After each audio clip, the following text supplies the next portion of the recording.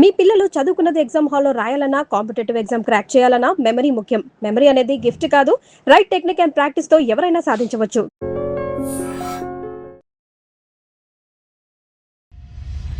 చాలామంది కాళ్ళకి నల్లదారం కట్టుకుంటున్నారు. అవును. ఆ నల్లదారం కట్టుకున్నాక మీకు ప్రాబ్లమ్స్ యాడ్ అయితే తప్పిస్తే దాని మీద రిజాల్వ్ కాదు. లక్ష్మి రావడము, శని వెళ్ళడం ఇంపార్టెంట్ మనకి. కాబట్టి కాళ్ళకి నల్లదారం is always Shani will be with you forever. ఏలినాటి శని ఉన్న వాళ్ళకి శనిదేవుడిని పూజిస్తూ ఉంటారు చాలామంది. పూజలు చేయొచ్చు ఆ టైంలో.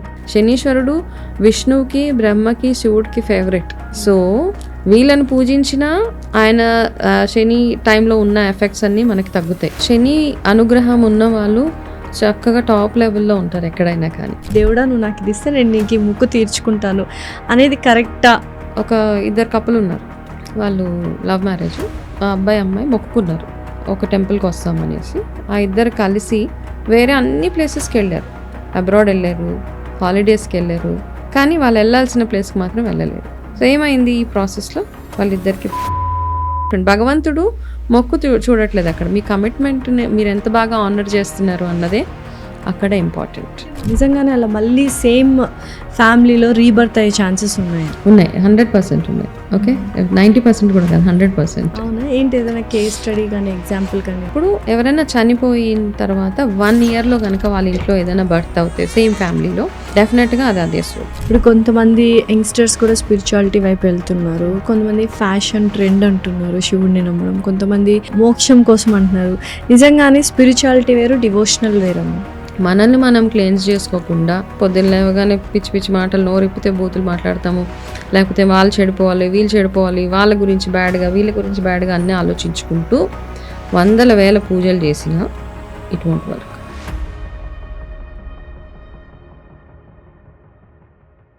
Hello everyone, welcome to I dream. This is anchor Lasya Reddy. ఇవాళ పాడ్కాస్ట్ స్పిరిచువాలిటీకి సంబంధించింది. అండ్ చాలామంది నవగ్రహాలకు పూజ చేస్తారు, కానీ శని గ్రహం అనగానే భయపడతారు. అసలు శనిదేవుడు మనల్ని ఎలా ఎఫెక్ట్ చేస్తాడు, శనిదేవుడు మంచి ఎలా చేస్తాడు, అండ్ మనీ మేనిఫెస్టేషన్ చేసుకుంటే ఎలా ఉంటుంది, అండ్ స్పిరిచువల్గా మనం ఎటువంటి పాజిటివ్ ఆస్పెక్ట్స్ని, మనము ఎనర్జీస్ని డ్రైవ్ చేస్తాం, ఇలాంటి విషయాలు అన్నీ మనం ఈ పాడ్కాస్ట్లో మనకు క్లియర్గా ఎక్స్ప్లెయిన్ చేయడానికి వచ్చారు life coach, cancer survivor and cancer coach and spiritual healer Vanaja Ramasetti గారు.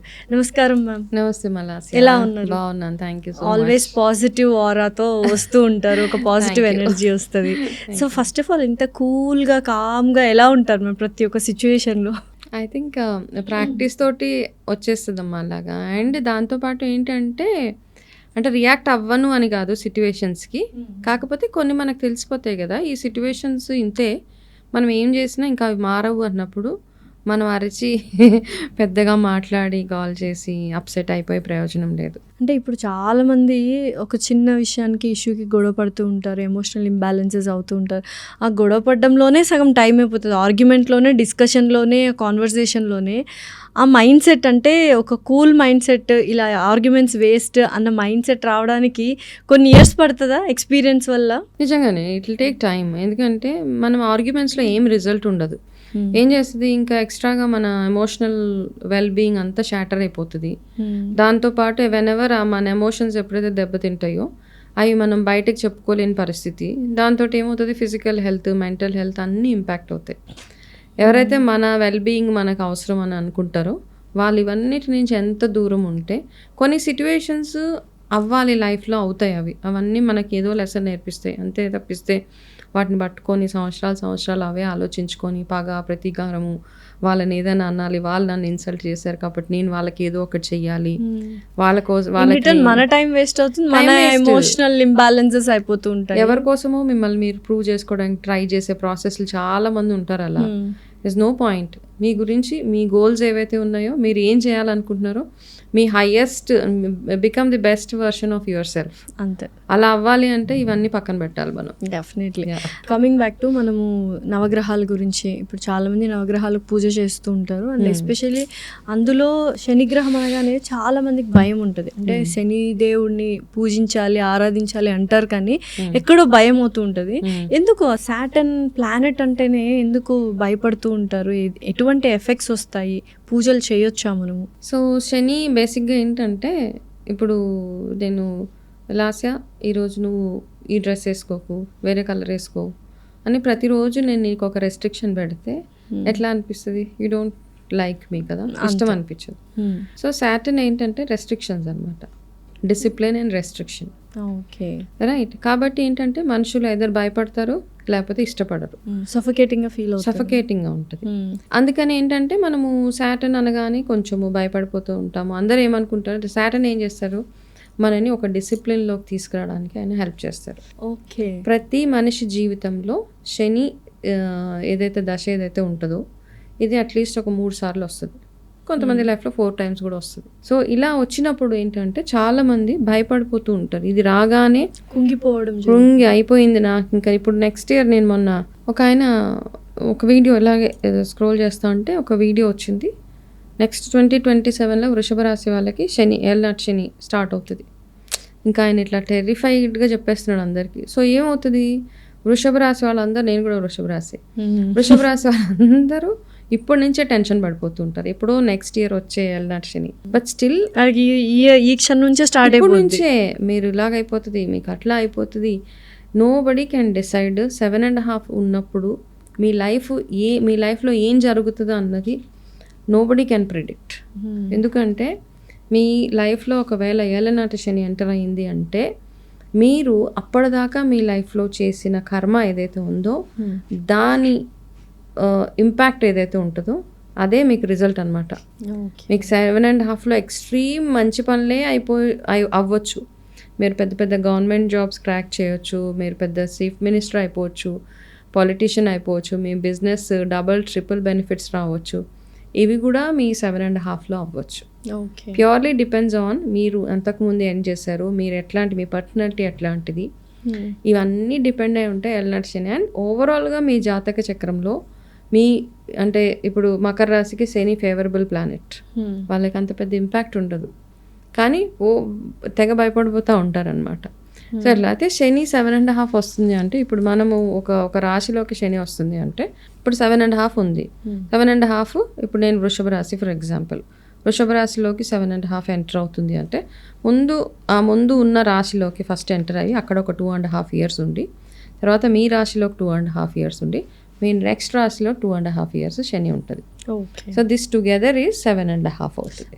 సో మీ ఇంటి పక్కన ఈ పక్కన ఉన్నప్పుడు కూడా మీకు ఆ ఇంపాక్ట్ ఎంతో కొంత వస్తుంది. పీక్ ఎప్పుడు ఉంటుంది అంటే 2.5 మీ ఓన్ రాశిలో వచ్చినప్పుడు కొంచెం ఎక్కువ ఇంటెన్సిటీ ఎక్కువ అనిపిస్తూ ఉంటుంది. సో అంతేగాని రాగానే నాకు 7.5 years నా లైఫ్ అంతా ఇలాగే షాటర్ అయిపోతుంది, లేకపోతే నాకు ఏదో అయిపోతుంది అని అనుకోవడానికి లేదు. సో ఎందుకంటే ఇయర్ అంటే ఉగాది సంవత్సరం రాగానే ఇంత సంబరంగా పండుగ చేసుకుంటాము, అంతే కొన్ని రాసుల వాళ్ళు భయపడుతూ ఉంటారు ఏలినాటి శని స్టార్ట్ అయిపోయిందని. ఇంకొక విషయం నేను చాలా గమనించాను మ్యామ్, ఈ మధ్యకాలంలో ఆస్ట్రాలజీ వాళ్ళు కానీ అందరూ చెప్తున్నారు మేషరాశి గురించి, నాది కూడా మేషరాశి కాబట్టి మీకు ఏలినాటి శని స్టార్ట్ అయ్యింది, బట్ మీరు చాలా మంచిగా మీ కెరియర్లో కావచ్చు రాజయోగం అనుభవిస్తారు అని ఉంది. అంటే 2 కాంట్రడిక్షన్స్ చెప్తున్నారు, దీన్ని ఎలా తీసుకోవాలి? అంటే ఏళ్ళనాటి శని ఉంటుంది అట్లా అని భయపడాల్సిన అవసరం లేదు, మీరు కెరియర్లో కానీ డబ్బుల్లో కానీ పీక్స్ చూస్తారు అని విన్నాను. సో దీన్ని ఎలా బ్యాలెన్స్ చేసుకోవాలి, మేము ఎలా అర్థం చేసుకోవాలి? అయితే ఇక్కడ అర్థం చేసుకోవాల్సింది ఏంటంటే ఇప్పుడు శని గురించి ఆలోచిస్తున్నాం, మీ జాతకంలో మిగతా ప్లానెట్స్ కూడా ఉన్నాయి కదా, చంద్రుడు ఉన్నాడు, సూర్యుడు ఉన్నాడు, రాహు, కేతు, బుధుడు, గురు, ఇవన్నిటి గురించి మరి చూడట్లేదే. ఇవి కూడా మీకు మంచి చేస్తాయి కదా. కరెక్ట్. సో ఇవి చేసే మంచి 7.5 చేసే అప్ అండ్ డౌన్ ఏదైతే ఉందో అది ఉంటుంది. But at the same time మనం చేసే గుడ్ డీడ్స్ ఏవైతే ఉన్నాయో, మనం చేసే అంటే ఫస్ట్ సెల్ఫ్ ఇంట్రోస్పెక్షన్, మీరు అప్పుడు దాకా చేసిన అన్యాక్సెప్టబుల్ థింగ్స్ కానివ్వచ్చు, వాట్ ఎవర్ ఇట్ ఈస్ మీకే తెలుస్తుంది. ప్రతి మనిషి వాళ్ళే వాళ్ళ మిర్రర్. ఓకే, ఎవరో వచ్చి చెప్పక్కర్లేదు, బయట వాళ్ళకి ఎంత తెలుసో తెలియదు, మీకు తెలుసు కదా మీరు చేసిన మంచి ఏది చెడు ఏది. చెడు అని తెలిసినా చేసిన ఎన్నో పనులు మీకు ఉంటాయి, అవన్నిటిని ఒకసారి తలుచుకొని ఇవన్నీ నాకు తెలిసో తెలియక చేసేసాను, ఒక ఫర్గివ్నెస్, భగవంతుడిని ఒక సారీయో లేకపోతే క్షమాపణ అడిగి వాటికి తగ్గట్టుగా మీరు చేసే రెమెడీస్ కానీ, హనుమాన్ చాలీసా చదవడం కానీ, ఈ పూజలు, వ్రతాలు, నోములు, ఉపవాసాలు అతిగా కాకుండా ఎంత లిమిట్గా చేయాలో అంత చేస్తే మీకు ఆ రియలైజేషన్ వచ్చినప్పుడు ఈ ఏళ్ళనాటి శని కానీ ఏ దశ కూడా మనల్ని ఇబ్బంది పెట్టదు. అదే ఇంకొక డౌట్, ఏలినాటి శని ఉన్న వాళ్ళకి శనిదేవుడిని పూజిస్తూ ఉంటారు చాలామంది. పూజలు చేయొచ్చు ఆ టైంలో? చేయొచ్చు. అండ్ రెగ్యులర్గా ఆ టైం కాకపోయినా శనిదేవుడికి పూజలు అనేవి చేయొచ్చు. చాలామంది దూరంగా ఉంటారు, వెనక్కి తిరిగి చూడు నవగ్రహాలు ఉన్నప్పుడు. అండ్ కొంతమంది వెళ్ళడానికి కూడా భయపడతారు. కానీ శనిదేవుడు అనేది మనకు హైదరాబాద్లో ఉన్నారు, ఒక ప్లేస్లో శనిదేవుడు గుడి ఉందన్నమాట. సో అక్కడికి వెళ్ళి పూజలు చేయొచ్చా చేయకూడదా అసలు? శుభ్రంగా చేయొచ్చు. It's a planet. మీరు అన్ని ప్లానెట్స్కి చేసారు. శని అనుగ్రహం ఉన్న వాళ్ళు చక్కగా టాప్ లెవెల్లో ఉంటారు ఎక్కడైనా కానీ. ఓకే, వెనక్కి తిరిగి చూడకూడదు, ఏదో అంటుకుపోతుంది, లేకపోతే నలుపు ముట్టుకోకూడదు, నల్ల డ్రెస్ వేసుకోకూడదు, లేకపోతే ఇంకొకటి చేయకూడదు, ఇట్లా చేతికి నువ్వులు చేతికిస్తే తీసుకోకూడదు, ఇట్లా చాలా చాలా ఉంటుంది. అంత ఈజీగా ఎవరైనా నువ్వులు ఇవ్వగానే కొంతమంది ఫుల్ ఫైట్ చేసేసుకుంటూ ఉంటారు. నేను ఒకరోజు ట్రైన్లో ట్రావెల్ చేస్తా అంటే ఎక్కడో ఇద్దరు లేడీస్ డిస్కషన్ అనమాట. కొంచెం అబ్యూజివ్ లాంగ్వేజ్లోనే తిట్టుకుంటున్నారనమాట. దానికి ఎంత ధైర్యం వచ్చి నువ్వులతో అదేదో చేసి నా చేతిలో పెట్టింది, దాని చెనంతా నాకు అంటుకోవడానికి చేసింది. అయితే నేను వింటున్నాను. అప్పటికి నేను ఇంత స్పిరిచువల్ దీంట్లో లేను, నాకు అంత అవగాహన కూడా లేదు, కానీ విని ఏదో జస్ట్ ఇగ్నోర్ చేసేసా. బట్ ఇప్పుడు నాకు అవన్నీ అప్పుడప్పుడు గుర్తొస్తూ ఉంటాయి. నాకు అనిపిస్తుంది, అంటే మనం నువ్వులు ఒకరి చేతికి ఒకరికి ఇచ్చేసినంత మాత్రాన వాళ్ళకి జరగాల్సిన 7.5 ఇంపాక్ట్ అంతా వచ్చి మనకు వచ్చేస్తుందా మన లైఫ్లో? Nothing like that. ఓకే, ఏదో నువ్వులు చేతికి తీసుకోవడం వల్ల ఇంకొకటి వల్ల వాళ్ళ పాపం అంతా మనకు వచ్చేది. సో ఫస్ట్ ఆఫ్ ఆల్ మనం అట్లాంటి మైండ్ సెట్ నుంచి బయటకు రావాలి. అదేవిధంగా శనీశ్వరుడు ఆలయానికి వెళ్ళినప్పుడు ఈజ్ ఫేవరెట్. శనీశ్వరుడు విష్ణువుకి, బ్రహ్మకి, శివుడికి favourite.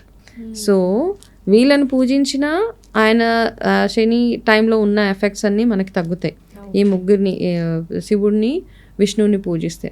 At the same time నిత్యము మీరు శనికి రిలేటెడ్గా ఏ పూజలు చేసినా మీకు లైఫ్లో ఒక బ్యాలెన్స్, ఒక డిసిప్లిన్, పాపము వైపుకి వెళ్ళకుండా, రాంగ్ డీడ్స్ చేయకుండా, తప్పు పనులు చేయకుండా, రైట్ జడ్జ్మెంట్స్ చేయడానికి ఈ ప్లానెట్ మనకి చాలా చాలా హెల్ప్ చేస్తుంది అనమాట. కాబట్టి నిత్యం ప్రతిరోజు శని ఆరాధన చేసుకోవచ్చు. శని చిన్న మంత్రం ఉంటుంది, ఆ మంత్రాన్ని చదువుకోవచ్చు మీరు. నీలాంజన సమాభాసం రవిపుత్రం యమాగ్రజం ఛాయామార్తాండ సంభూతం తం నమామి శనేశ్వరం. ఇది ఎవ్రీడే 11 times, మీకు శని ఉన్నా లేకపోయినా. కానీ ఇక్కడ పాయింట్ టు బి నోటెడ్ ఏంటంటే, ఓన్లీ శని ఎందుకు, మిగతా ప్లానెట్స్ కూడా. మీకు మూన్ మీ జాతకంలో చంద్రుడు బాగోకపోతే మీకు ఎమోషనల్ హెల్త్ బాగుండదు. కొంతమందికి చూడండి మెంటల్ హెల్త్ ఇష్యూస్ వచ్చేస్తాయి. అవి ఎందుకు పాపం చూసుకోరు? శుక్రుడు బాగోకపోతే మీకు వేరే ఇష్యూస్ వస్తాయి, మీ other health issues, fertility issues వస్తాయి. సన్ బాగోలేకపోతే మీకు skin related problems, bone related problems వస్తాయి. సో ఇవన్నీ మనం ఎందుకు పట్టించుకోవట్లేదు? మిగతావి కూడా ఉన్నాయి కదా. గురువు సరిగ్గా మన జాతకంలో లేకపోతే మీకు అన్ని ప్రాబ్లమ్సే ఉంటాయి. ద మెయిన్ ప్లానెట్ ఇక్కడ ఇట్స్ నాట్ శని, ఇక్కడ గురువుని కూడా మనం అంతే ఇంపార్టెంట్గా చూడాలి.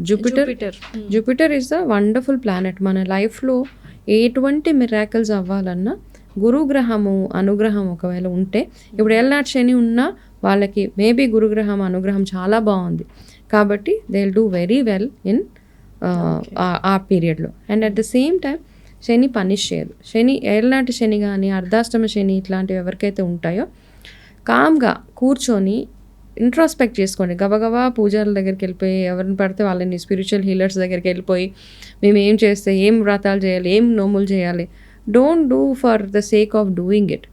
ఫస్ట్ ఏ పూజ చేయాలన్నా మిమ్మల్ని మీరు ఇంట్రాస్పెక్ట్ లోపల నుంచి క్లెన్స్ చేసుకోండి. ఇవి నేను చేసిన మిస్టేక్స్, నా లైఫ్లో నేను చేసిన తప్పులు కానీ, నాకున్న గుడ్ బ్యాడ్ హ్యాబిట్స్, సో ఏవి అవసరం లేదో అవన్నీ ఎలిమినేట్ చేసుకొని దాని తర్వాత సాధన స్టార్ట్ చేయండి. ఆ 7.5 years మీకంటూ ఒక గోల్స్ పెట్టుకొని, నేను పర్టికులర్ డిసిప్లిన్లో ఉంటాను, ఓకే, ఫర్ ఎగ్జాంపుల్ 7.5 ఉన్నప్పుడు ఏమవుతుంది అని చెప్పుకుంది.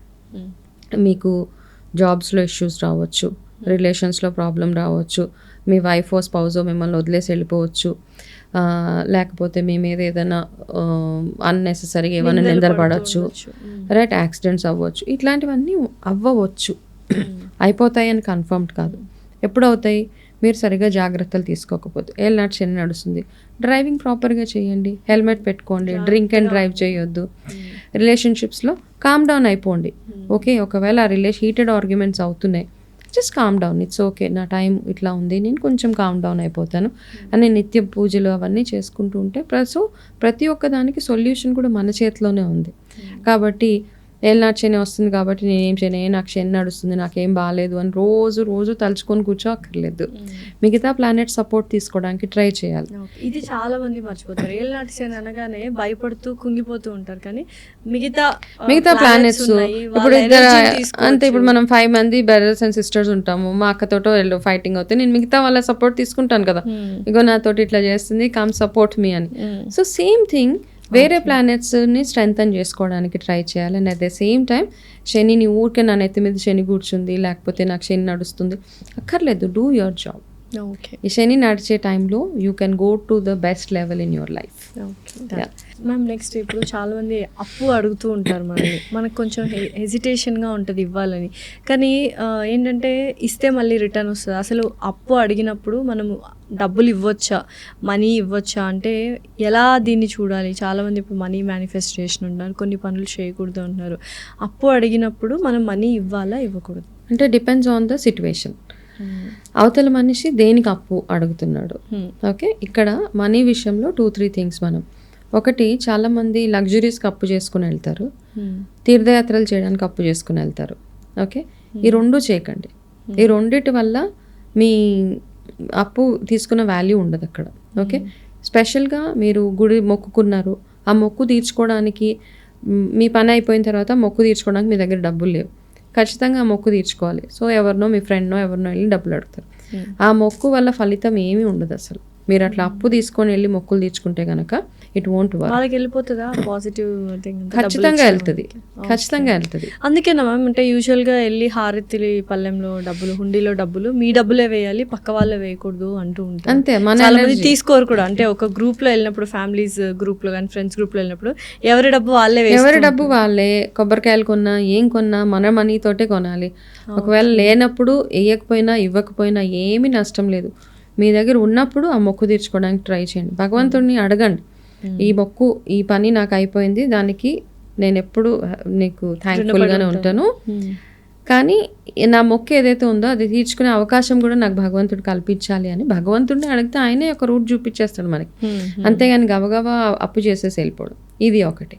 రెండోది ఏంటంటే అవతల మనిషి డబ్బులు అడిగినప్పుడు ఎందుకు అడుగుతున్నావు, దేనికోసం అవసరం.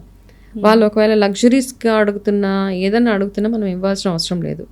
బ్లంట్గా నో అని చెప్పేయచ్చు.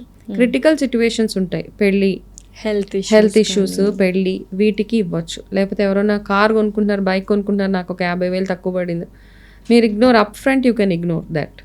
ఇవ్వాల్సిన అవసరమే లేదు. చూసావా వాళ్ళ దగ్గర ఉన్నాయి అయినా ఇవ్వట్లేదు అని ఇవన్నీ అంటూ ఉంటారు, నో ప్రాబ్లం. రెండోది ఏంటంటే వ్యసనాలకి చాలా ఉంటారు కొంతమంది. ఓకే, ఆ వ్యసనాలకి అలవాటు అయిపోయిన వాళ్ళకి అసలే మనము మనీ ఇవ్వకూడదు. అట్లా ఇచ్చినప్పుడు ఏమవుతుందంటే ఇచ్చిన వాళ్ళకే ప్రాబ్లమ్స్ స్టార్ట్ అవుతాయి.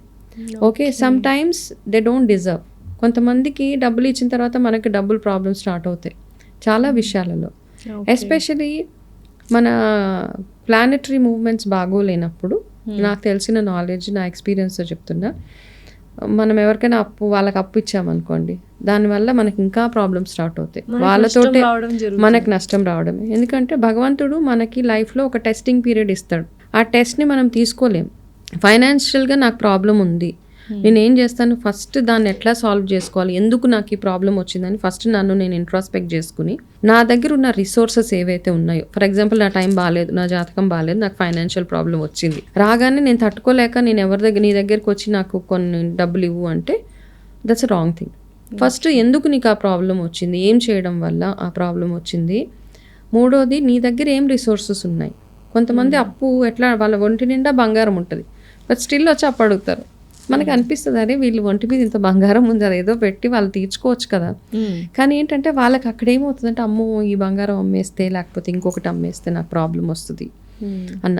విత్ ఇన్ యువర్ రిలేటివ్స్, మీ సిబ్లింగ్స్ మధ్యలో ఓకే, బట్ బయట వాళ్ళని అడుగుతున్నప్పుడు be very very careful. So మీ దగ్గర ఏమేమి రిసోర్సెస్ ఉన్నాయి, అన్ని ఆప్షన్స్ క్లోజ్ అయిపోయాయి అంటే లాస్ట్ ఆప్షన్గా వెళ్ళి డబ్బులు అప్పు. ఆ అప్పు తీర్చుకున్నప్పుడు కూడా నేను రియలైజ్ అయింది ఏంటంటే, కొంతమందికి పర్లేదులే నీ దగ్గర ఉన్నప్పుడు ఇవ్వు అని మాత్రం అనవద్దు. ఎందుకంటే ఆ రుణం అట్లా ఉండిపోతుంది మనకి. ఓకే. టేక్ సంథింగ్, 1 రూపీ ఇంట్రెస్టో 50 NP ఇంట్రెస్టో సంథింగ్ యూ టేక్. అప్పు ఇచ్చేటప్పుడు మనం మైండ్లో పెట్టుకోవాల్సింది 2, ఐదర్ బీ వెరీ క్లియర్, మీ టర్మ్స్ అండ్ కండిషన్స్ క్లియర్గా పెట్టుకోండి, లేదా మీరు చారిటీ ఈ డబ్బులు నాకు రాకపోయినా పర్వాలేదు అన్నప్పుడు అవతల వాళ్ళకి అప్పు ఇవ్వండి. ఈ విషయంలోనే మంచి మంచి ఇద్దరి మధ్య ఫైటింగ్స్ అయిపోవడము. అండ్ ఇచ్చినప్పుడు నాకేం అవసరం లేదు, ఇంట్రెస్ట్ అవసరం లేదు, నీ దగ్గర ఉన్నప్పుడు ఇవ్వంటే అవతల వాళ్ళు ఏమనుకుంటారంటే వీళ్ళ దగ్గర ఎక్కువే మనకిస్తున్నారు. So charge at least 1 rupee interest ఉన్నా charge some interest and give money. ఎందుకంటే వాళ్ళకి ఒక డిసిప్లిన్ ఉంటుంది, వీళ్ళకి గుర్తుంటుంది వీళ్ళ దగ్గర నుంచి నేను ఇంత తీసుకున్నాను కాబట్టి ఇంత ఇంట్రెస్ట్ నేను పే చేస్తున్నాను కాబట్టి. సో ఏంటంటే బ్యాలెన్స్ అవుతుంది అనమాట. ఆ కర్మ బ్యాలెన్స్ చేసుకోవాలి అంటే మనీ మ్యాటర్స్లో చాలా చాలా క్లియర్గా ఉండడం, చాలా anything give and take, everything is give and take. ప్రతి దానికి చిన్న విషయానికి ఇది జరిగితే నేను ఇది ముక్కుంటాను, ఇది జరిగితే నేను ఇది ముక్కుంటాను అని మొక్కులు ఎక్కువగా కొంతమంది పెద్ద లిస్టే పెట్టేసుకొని ఉంటారు. అసలు తీర్చుకుంటారా లేదా మొక్కులు అనేది తెలియదు. ఫస్ట్ ఆఫ్ ఆల్ అసలు అలా మొక్కు అంటే నువ్వు నాకు ఇది ఇస్తే దేవుడా, నువ్వు నాకు ఇది ఇస్తే నేను నీకు ఈ మొక్కు తీర్చుకుంటాను అనేది కరెక్టా అనేది ఒక డౌట్ ఉండింది. భగవంతుడికి మనం ఇచ్చేది ఏం అవసరం లేదు, ఫస్ట్ ఆఫ్ ఆల్ ఆయనే మనకి ఇస్తాడు.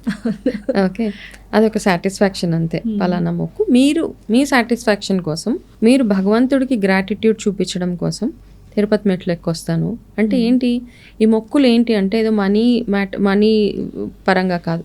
కొంతమంది మొక్కుతారు నీ దగ్గర నడిచి వస్తాను, అట్లా అన్నీ ఏంటంటే వాళ్ళని వాళ్ళు కష్టపెట్టుకుంటున్నారు, గ్రాటిట్యూడ్ ఎక్స్ప్రెస్ చేసుకుంటా వాళ్ళని వాళ్ళు ఎంతో కొంత నీ దగ్గరికి రీచ్ అవ్వడానికి ట్రై చేస్తారు. కొంతమంది నీ హుండీలో 1,00,000 వేస్తాను, అట్లా వేస్తాను, ఇట్లా వేస్తాను అని చెప్పేస్తూ ఉంటారు. సో వాళ్ళ దగ్గర ఉంది కాబట్టి వేస్తారు.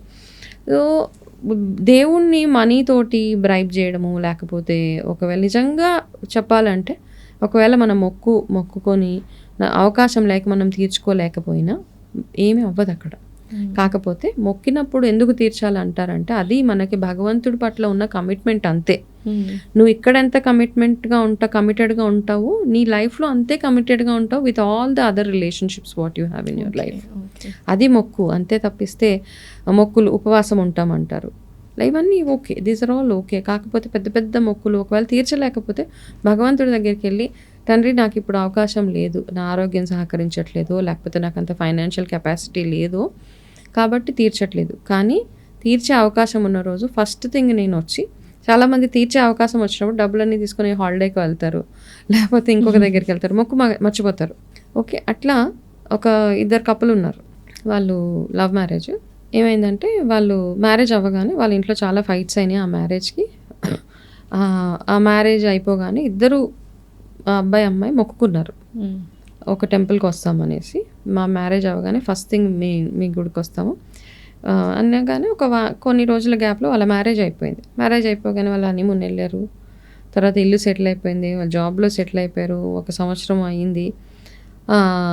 దాని తర్వాత ఇద్దరిలో ఐ థింక్ ఏదో వైఫ్ ఆర్ హస్బెండ్ వెళ్ళాల్సిన మొక్కుకి వైఫ్ ఒక్కటే వెళ్ళింది. ఓకే, వెళ్ళగానే అమ్మాయికి ఆ టైంలో అక్కడ షీ హ్యాడ్ అ పీరియడ్స్, వెనక్కి వచ్చేసింది గుడి దర్శనం చేసుకోలేక. తర్వాత ఇద్దరు కలిసి వెళ్ళాలి, ఇద్దరు మొక్క అది, ఇద్దరు కలిసి వెళ్ళాలి కాబట్టి ఆ ఇద్దరు కలిసి వేరే అన్ని ప్లేసెస్కి వెళ్ళారు, అబ్రాడ్ వెళ్ళారు, హాలిడేస్కి వెళ్ళారు, కానీ వాళ్ళు వెళ్ళాల్సిన ప్లేస్కి మాత్రం వెళ్ళలేదు.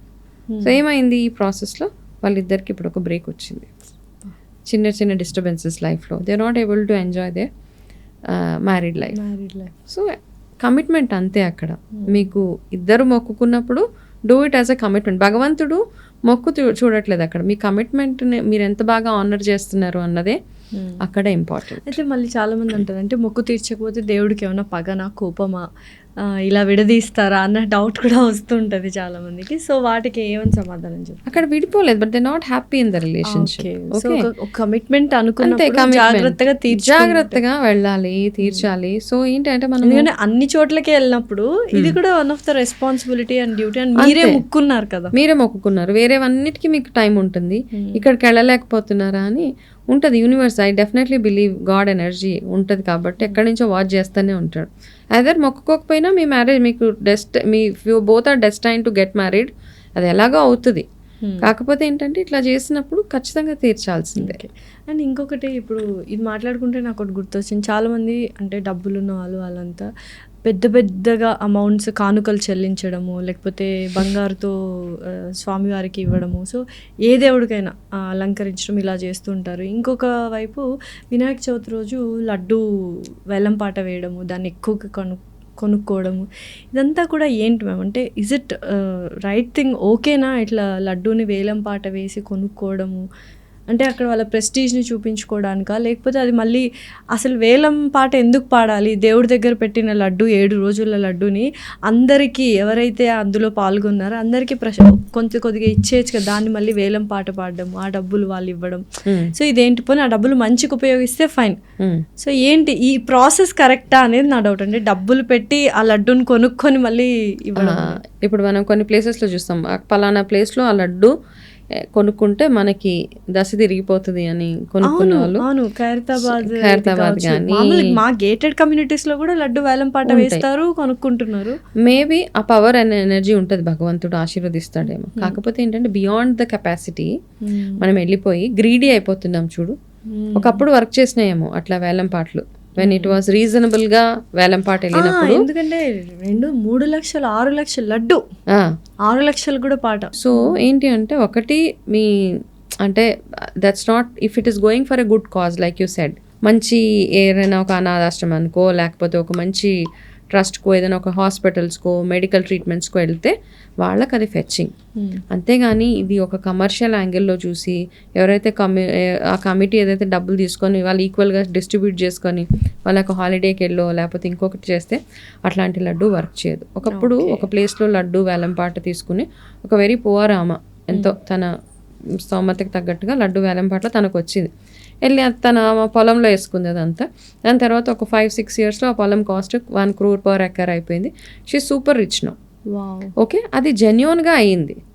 ఇప్పుడు అందరికీ లడ్డు తీసుకెళ్ళి పొలంలో జల్లేస్తే అది అయిపోతుందా అంటే it also depends upon me own కర్మ మీద కూడా డిపెండ్ అయ్యి. అంత డబ్బు పెట్టి కొన్నప్పుడు ఆ డబ్బు ఎక్కడ ఉపయోగిస్తున్నారు అనేది కూడా వీళ్ళ ఆ లడ్డు యొక్క అంటే శక్తి అనేది ఆధారపడి ఉంటుంది compulsory. And at the same time మీ కర్మానుసారంగా ఓకే మీ అదొక చిన్న ఏమంటారంటే రోడ్ బ్లాక్ అనమాట. మీరు ఇది కొన్నారు చేశారు, అది అయిపోయింది, రోడ్ బ్లాక్ పోయింది, మీ లక్ మీకు వచ్చేసింది. అక్కడ అందరికీ అలాగే లక్ వస్తుందా? అందరు లడ్డూలు తీసుకొని ఎక్కడ పడితే అక్కడ జల్లేస్తే ప్రైస్ డబుల్ అయిపోతుందా అంటే ఇట్ వోంట్ హ్యాపెన్.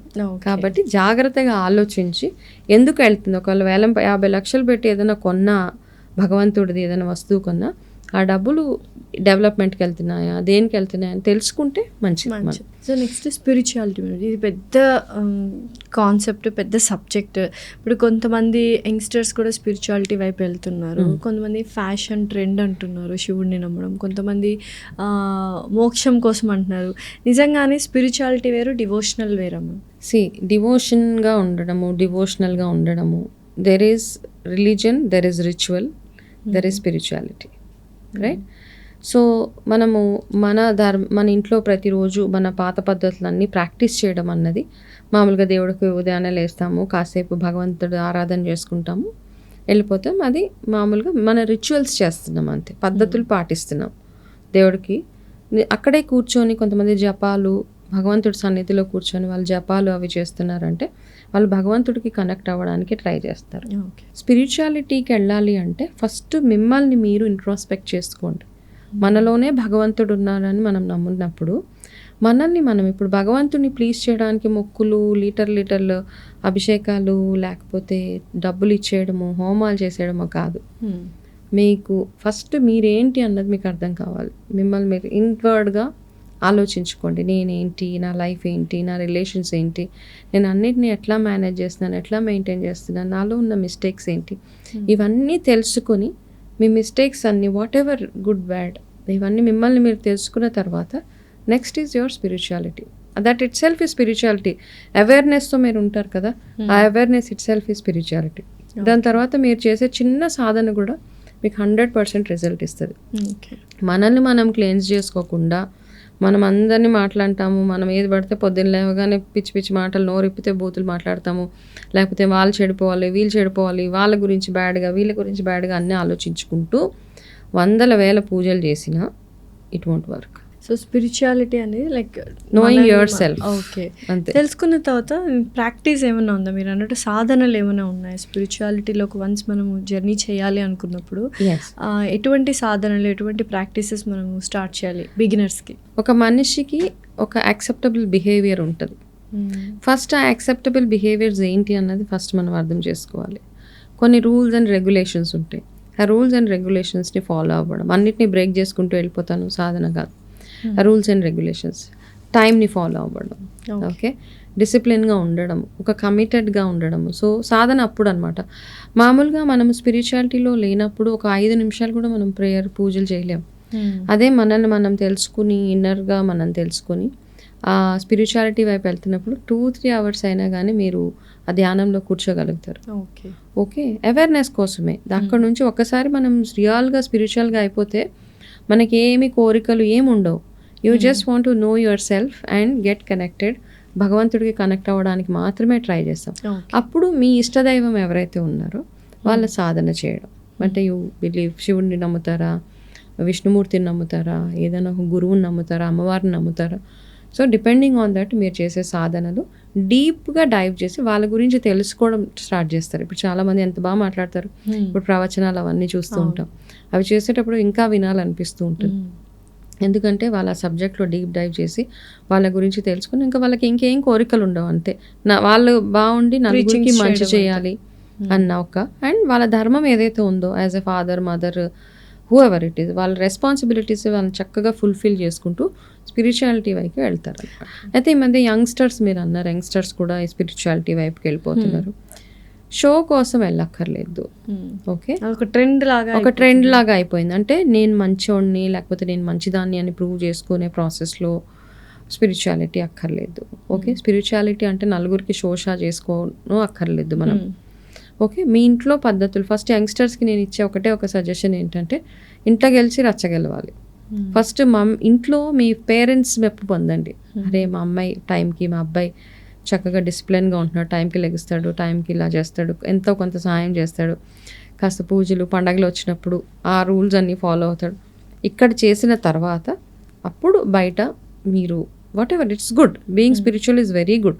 పిల్లలకి నా సజెషన్ భగవద్గీత సారాంశం, అందులో ఏంటి ఉన్నది, ఇట్లాంటి చిన్న చిన్న బుక్స్, స్టోరీస్, రామాయణంలో మారల్ ఏంటి, అయ్యో ఎందుకు మాకు అక్కర్లేదు, బోరింగ్ స్టోరీస్ కాదు.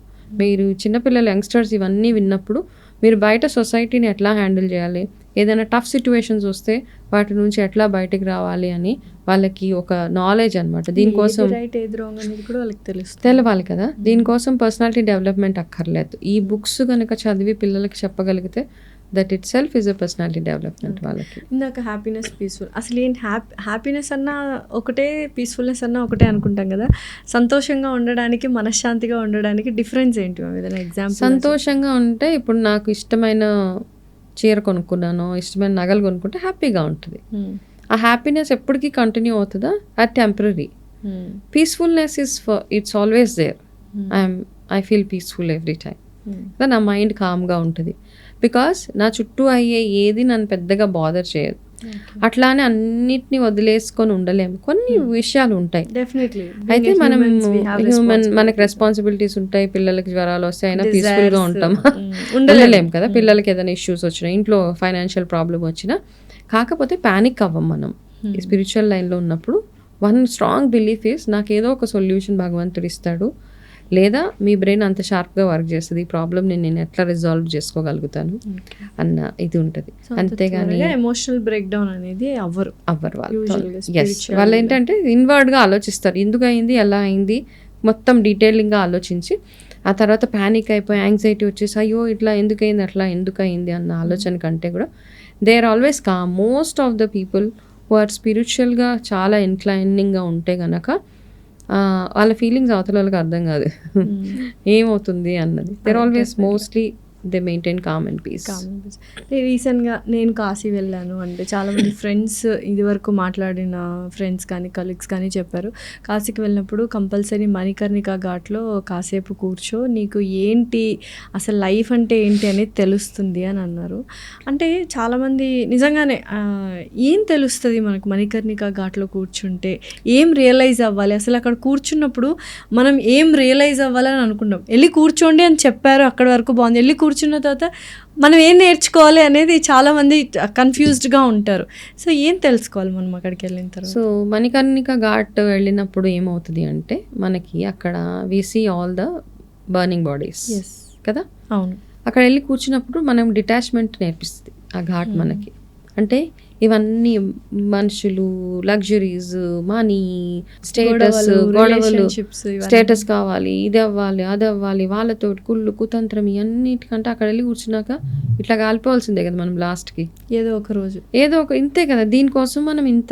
దీనికోసమా మనం ఇంత కష్టపడుతున్నాం లైఫ్ అంతా అన్న ఒక రియలైజేషన్. అట్లా అంటే అక్కడే మణికర్ణిక ఘాట్ కానీ ఏ కాళేశవాన్ని చూసినా ఓకే మనకి ఆ ఫీలింగ్ వస్తుంది మా ఓకే ఇంతేనా మన లైఫ్, అంతా చేశాడు, ఏం సాధించాడు, ఇంత సంపాదించాడు, లాస్ట్కి వచ్చి ఇక్కడ ఈ కట్ట కాలిపోతుంది కదా అన్న ఆ రియలైజేషన్ కోసము అక్కడ వెళ్ళి టైం స్పెండ్ చేయమంటారు చాలామంది, అక్కడ కూర్చోమంటారు అనమాట.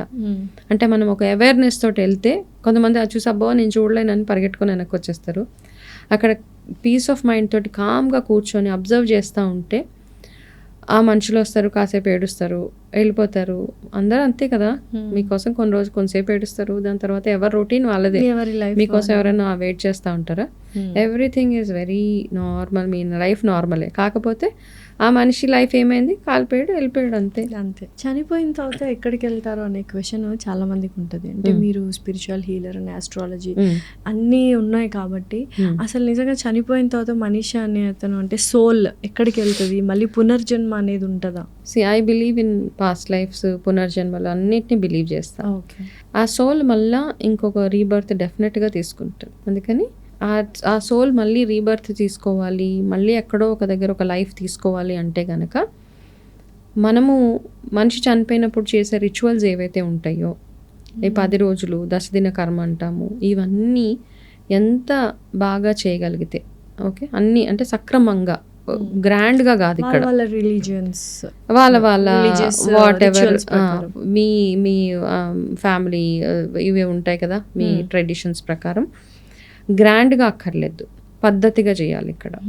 ఓకే ఇక్కడ ఏంటి అంటే ఎంత గ్రాండ్గా 10th డే చేసాము, ఎంత గ్రాండ్గా 11th డే చేసాము, ఎంత డెకరేషన్ చేసాము, ఎన్ని రిటర్న్ గిఫ్ట్స్ ఇచ్చాము, దిస్ నథింగ్. ఇక్కడ ఒక పద్ధతులు ఉంటాయి అన్నమాట. ఇంట్లో వాళ్ళు ఏమేం పద్ధతులు ఫాలో అవ్వాలి. ఆ 10 days షేవింగ్ చేసుకోరు, ఆ 10 days గ్రీవింగ్ పీరియడ్ అంటాం, ఆ 10 days సోల్ మన దగ్గరే తిరుగుతుంది అని చెప్తాం, అక్కడే ఉంటుంది.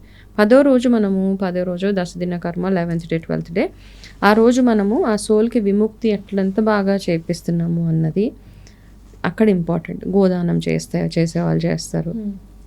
అప్పుడే అదే టైంలో పిల్లలు కొట్టుకుంటూ ఉంటారు, నువ్వు చెయ్యి అంటే నువ్వు చెయ్యి కార్యక్రమం, నేను చేయను నువ్వు చేయు. అదే టైంలో అందరికి ఎక్కడలేని రోషాలు, ఎక్కడలేని కోపాలు, ఇవన్నీ ఆ 10 మనిషి చచ్చిపోయినప్పుడు కొంతమంది ఇళ్లలో పీస్ ఉండదు. నువ్వేం చేసావు, నేనేం చేశాను, నువ్వు నీ రెస్పాన్సిబిలిటీ, ప్రాపర్టీస్ గొడవలు, ఈ చావుకి ఎంత ఖర్చు అవుతుంది, ఎంత షేర్ చేసుకోవాలి, ఎన్ని డబ్బులు, ఇట్లాంటి డిస్కషన్ అయినప్పుడు ఆ సోల్ ఇంకా కృంగిపోతుంది కదా. ఇందుక నేను ఇంత బ్రతికి చచ్చిపోయి మంచి పని చేశాను అన్న ఒక ఇది వచ్చేస్తుంది. సో ఈ 10 days ఏదైతే ఉందో ఫస్ట్ మంచి వాళ్ళని రిలీవ్ చేసేయాలి. యాక్చువల్గా 1 year టైంలో 1 year కార్యక్రమం ఏదైతే ఉందో సంవత్సరం వరకు, ఈ సంవత్సరం చేసే నెల మాసికాలు కానీ ఇవన్నీ మీరు పద్ధతిగా చేయడం ఒకటి. సో నేను ఒక స్పిరిచువల్ ప్రాక్టీస్లో నేర్చుకున్నది ఏంటి అంటే సోల్ మళ్ళీ బర్త్ తీసుకుంటుంది. అయితే మనం చేసే ఈ సంవత్సరికాలు ఏవైతే ఉంటాయో, ఆబ్దికాలు సంవత్సరం చేస్తాం పెద్దవాళ్ళ పేరు మీద, అవి ఖచ్చితంగా చేస్తూ ఉండాలి. ఎప్పుడైతే మనం మానేస్తామో అదేమవుతుంది అంటే ఎంతో కొంత మీకు ఎంత తోస్తే అంత, పెద్దగా చేయక్కర్లేదు, చిన్నది వాళ్ళని తలుచుకొని ఆ రోజు వాళ్ళ పేరు మీద ఏదో ఒకటి చేయడము, తర్పణాలు అవి ఇవి చేస్తూ ఉంటే ఆ సోల్ ఎక్కడైతే బర్త్ తీసుకుంటుందో అక్కడ వాళ్ళకి ఎక్సలెంట్గా వాళ్ళ లైఫ్ ఉంటుంది.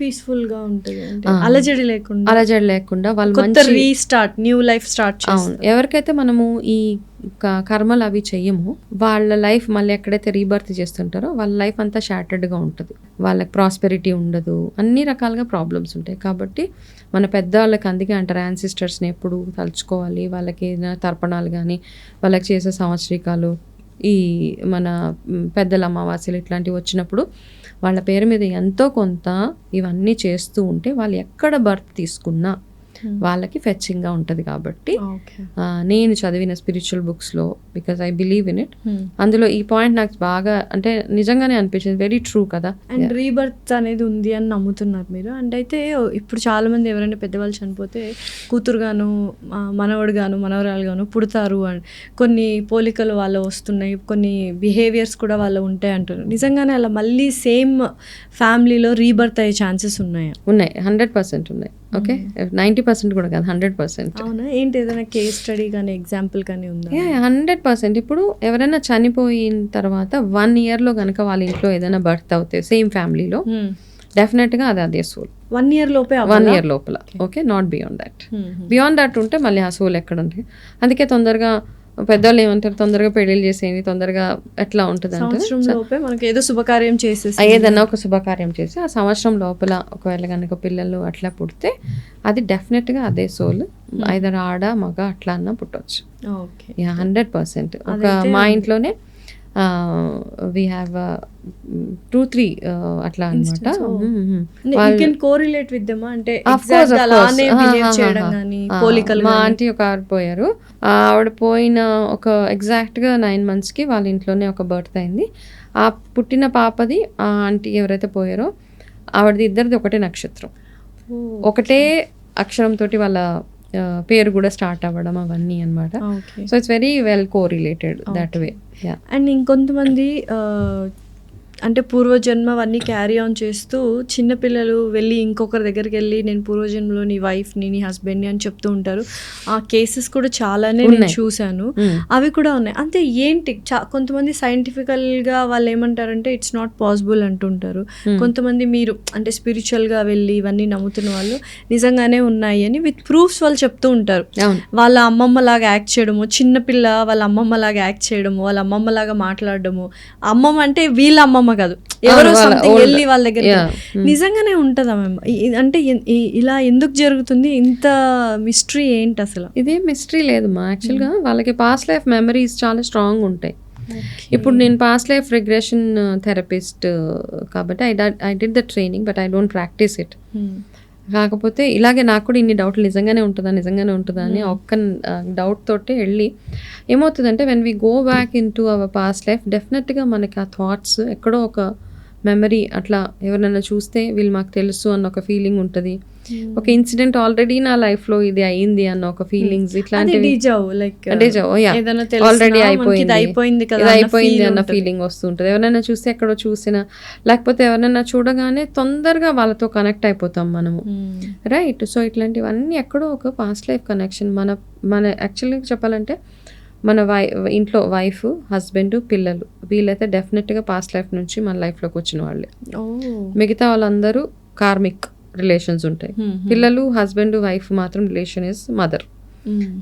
ఇది మాత్రం ఎప్పటికీ మనకి లైఫ్ ఏదో ఒక రకంగా వాళ్ళు కనెక్ట్ అయి ఉంటారు మన లైఫ్లో. కాబట్టి పాస్ట్ లైఫ్స్ తొందరగా కొంతమందికి ఏంటంటే ఆ లాస్ట్ లైఫ్ మెమరీస్ ఇంకా ఉంటాయి వాళ్ళకి అనమాట. కొంతమందికి చాలా ఇంకా షార్ప్గా ఉంటాయి. కాబట్టి ఈ మధ్య రీసెంట్ గా చాలా చూసాం మనం. వైజాగ్ లో కూడా ఒక ఇన్సిడెంట్ అయింది.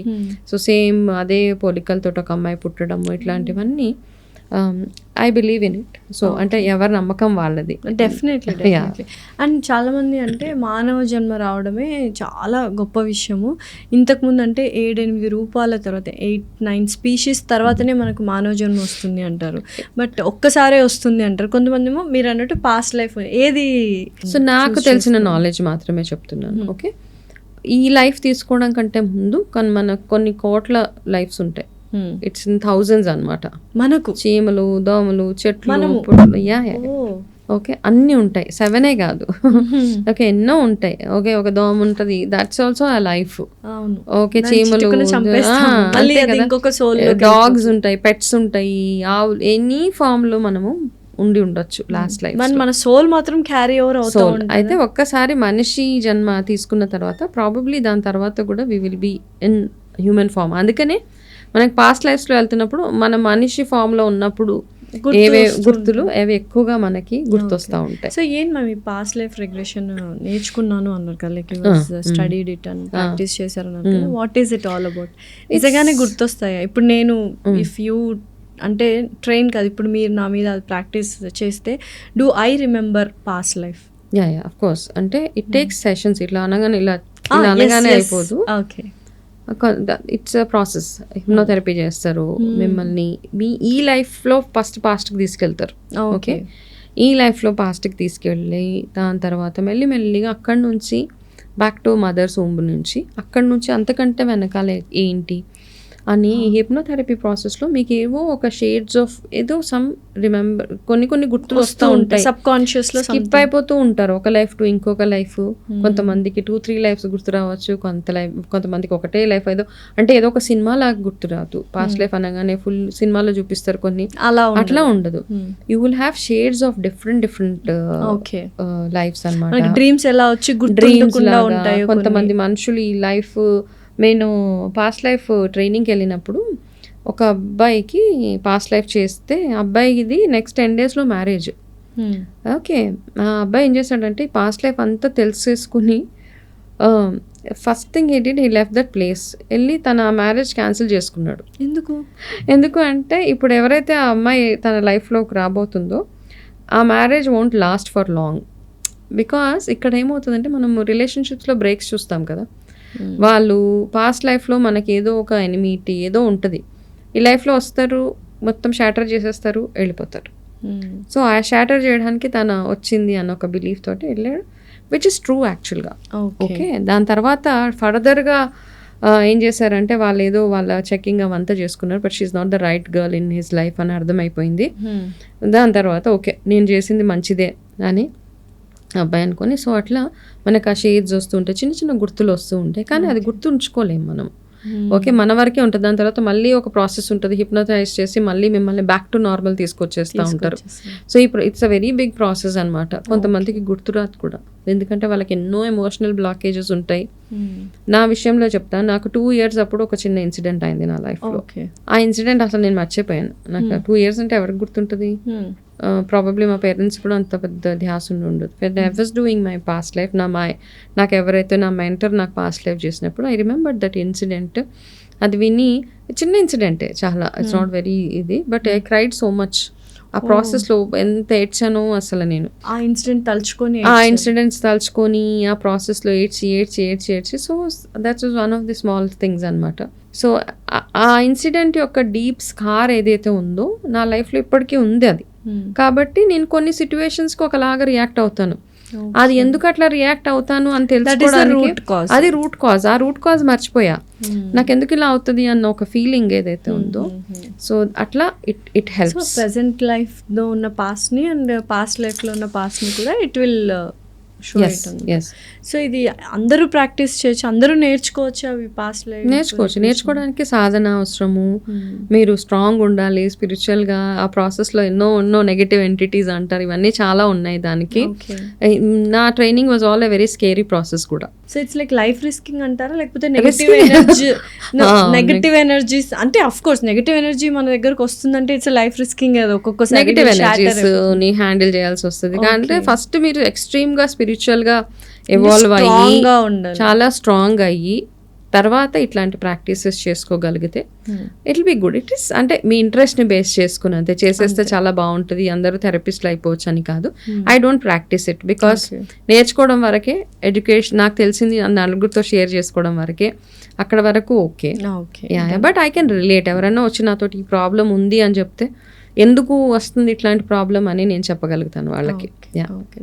అండ్ నెక్స్ట్ ఇందాక మనం అన్నట్టు negative energy and positive energy, నిజంగానే ఈ spirits and bad souls good souls ఇవన్నీ ఉన్నాయంటారా? అంటే చాలామంది నేను అంటే నేను విన్నది ఇప్పుడు మనం ఇక్కడ కూడా సోల్స్ అన్నీ ఉంటాయి మన చుట్టూ కూడా, బట్ మనము ఎంతవరకు వాటిని అట్రాక్ట్ చేస్తున్నాము లేదా మనం ఎంత భయపడుతున్నాము అనే దాన్ని బట్టి కూడా అవి మనల్ని అట్రాక్ట్ చేస్తాయి అని విన్నాను. Is it true? అంటే సోల్స్ అనేవి ఎక్కడైనా ఉంటాయా? లైక్ స్పిరిట్స్ ఆర్ ప్రెసెంట్, ఎక్కడైనా ఉంటాయి. Okay, but if your atmosphere is positive, okay, ఇప్పుడు నిత్య పూజలు చేసే ఇల్లు, గుడులు, ఇవన్నీ పాజిటివ్ ఎనర్జీస్, పాజిటివ్ పీపుల్, వీటి దగ్గరికి వెళ్ళలేవు. If you very good soul, very nice person, స్పిరిచువల్గా చాలా ఎవాల్వ్డ్గా ఉంటారు, మీ పని మీరు చూసుకుంటారు, వాళ్ళ దగ్గరికి వెళ్ళవు. So negative places, negative energies, locked houses, haunted houses అంటారు, ఉన్నాయి. అట్లాంటి ప్లేసెస్లో మనకి ఏదో ఎనర్జీస్ ఉంటాయి. ఆ ఎనర్జీస్ని మనకి ఫామ్లో కనపడదు, కాకపోతే ఏదో సడన్గా ఇరిగి పడిపోవడము, సంథింగ్ ఇట్లాంటివి అవుతూ ఉంటాయి. Okay, yeah. సో మళ్ళీ బ్లాక్ మ్యాజిక్స్ అనేవి ఎక్కువగా వినిపిస్తున్నాయి ఈ మధ్య కాలంలో. ఒకప్పుడు మొత్తం పోయిండే, మళ్ళీ ఈ మధ్య కాలంలో ఎక్కువగా వినిపిస్తున్నాయి చేతబడులు అనేవి.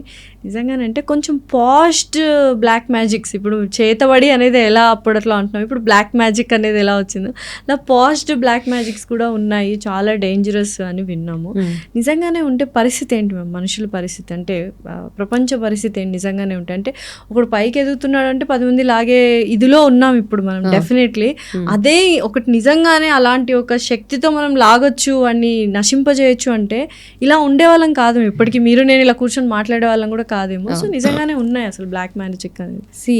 మన సాటిస్ఫాక్షన్ కోసం మనం బ్లాక్ మ్యాజిక్ చేస్తాము. ఓకే, సో ఎవరన్నా అన్న వాళ్ళ మీద బ్లాక్ మ్యాజిక్ చేసేస్తే వాళ్ళు ఏదో మారిపోతారు. It's not very easy. And first of all it's not a right practice also. ఎవరైతే తంత్ర విద్య ఉంది, ఓకే, తంత్రం తోటి చేయొచ్చు, ఏదైనా చేయొచ్చు. కాకపోతే తంత్రం ఈజ్ నాట్ నెగటివ్. యాక్చువల్గా ఏంటంటే తంత్రాన్ని మనం చాలా డిఫరెంట్గా, తంత్రం ఈజ్ అ పాజిటివ్. ఇప్పుడు మనకి ఏదైనా ఒక బ్యాడ్ ఎనర్జీని బయటకు పంపించాలి ఫర్ ఎగ్జాంపుల్, సో మంత్రం పనిచేయదు, తంత్రం పనిచేస్తుంది అప్పుడు. That's a good one. కాకపోతే ఆ తంత్రాన్ని మనం ఎట్లా యూజ్ చేస్తున్నాము అన్న దాని మీద డిపెండ్ అయి ఉంటుంది నెగటివ్. ఇప్పుడు చాలా మంది అంటారు, నాకు ఏదో తిన్న దాంట్లో ఏదో కలిపేశారండి, చాలా మంది వామిట్ చేస్తారు కూడా, దాన్ని నల్లగా ఏదో కక్కుతున్నా అంటారు, మందు పెట్టేశాను అంటారు, నిజం అంటారు. అంటే చాలా నిజంగా చెప్తుంటారు వాళ్ళు, అంటే ప్రూఫ్ తో సహా చెప్పడం జరుగుతుంటది. ఇదంతా ఏం ఉండదు, మందు పెట్టడాలు మందు పెట్టేసి మీ కడుపులో సంవత్సరాలు మందు ఉంటుందా? ఇట్స్ ఆల్ యువర్ బిహేవియర్ అంతే.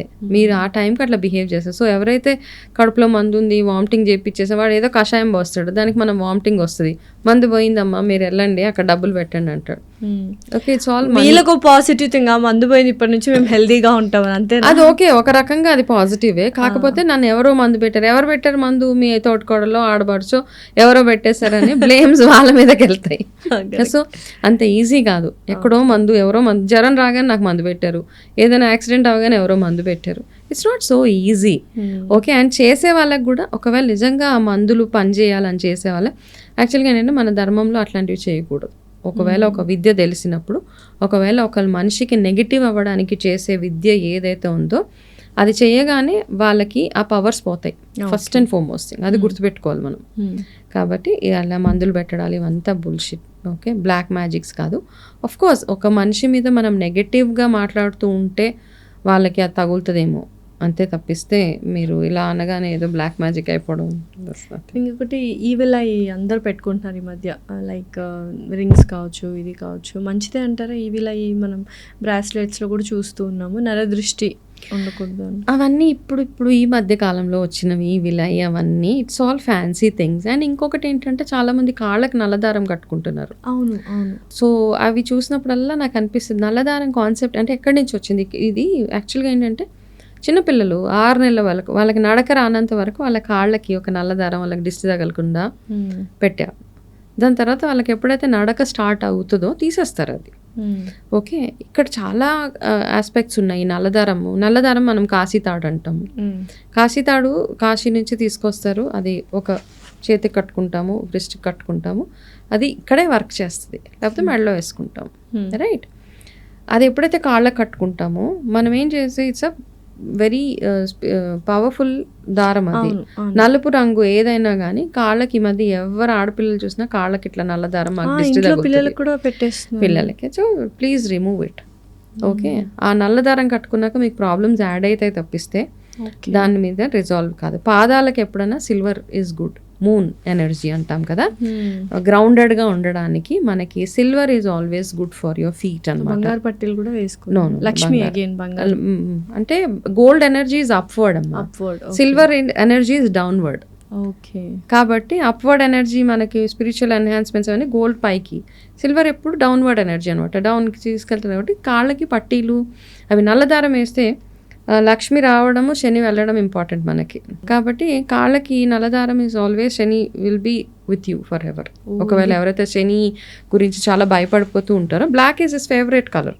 దేర్ విత్ అంటే నెగిటివ్ చేస్తారా పాజిటివ్ చేస్తారా అన్నది పక్కన పెట్టేస్తే అది ఇట్స్ నాట్ అడ్వైజబుల్ ఫర్ ఆడపిల్లలకి కానీ ఎవరికైనా కానీ. నల్లదాడ కట్టుకోగానే మీకు అంతగా దిష్టి తగులుతుంది అంటే నల్ల చుక్క ఈజ్ ఎక్సలెంట్ ఫర్ ఎనీబడి. నల్ల కాటుకు చుక్క మీరు ఇక్కడ పెట్టుకోండి, పాదాలకు పెట్టుకోండి. ఆడపిల్లలైతే లెఫ్ట్కి, మగపిల్లలైతే రైట్కి పెట్టుకోండి, ఎక్సలెంట్గా వర్క్ చేస్తుంది. వండర్ఫుల్ విషయం. ఎందుకంటే చాలా మంది కాళ్ళకి చూసాను నల్లతాడు.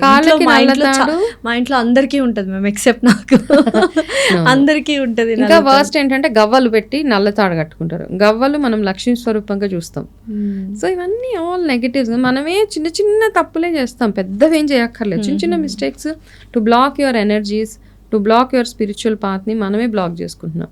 సో ఇవన్నీ కరెక్ట్ చేసుకోగలిగితే స్పిరిచువల్గా చక్కగా ఉంటుంది మీ life. Thank you so much Vanaja గారు. అండ్ చాలా మంచి మంచి విషయాలు చెప్పారు. అంటే చాలామందికి తెలియక కొన్ని మిస్టేక్స్ చేస్తున్నారు మంచి అనుకొని, బట్ అది తెలుసుకోవడం అనేది వెరీ ఇంపార్టెంట్. సో ఇలాంటి పాడ్కాస్ట్లు చాలా చేద్దాము, బోల్డ్ అనే విషయాలు జనాలకు చెప్దాం, మంచి విషయాలు స్పిరిచువల్గా ఉండడానికి, పాజిటివ్ ఎనర్జీని వాళ్ళు మేనిఫెస్ట్ చేసుకోవడానికి will do lot of things. And I really చాలా ఇన్స్పైరింగ్ ఉమెన్ మీరు నాకు. Thank you so much for coming. నమస్తే. నాకు తెలిసిన ఇన్ఫర్మేషన్ మాత్రమే షేర్ చేసుకున్నాను. ప్రాబబ్లీ ఇంకా చాలా మంది ఉన్నారు మంచి మంచి నాలెడ్జ్ తోటి. So I think I'm trying to get lot of knowledge about this అనమాట. అంటే మనం అనవసరంగా గుడ్డిగా వెళ్ళిపోకుండా క్లారిటీ తోటి ఏం చేసినా ఒక క్లారిటీ తోటి చేస్తే బాగుంటుంది. Super, thank you ma'am. Welcome, నమస్తే.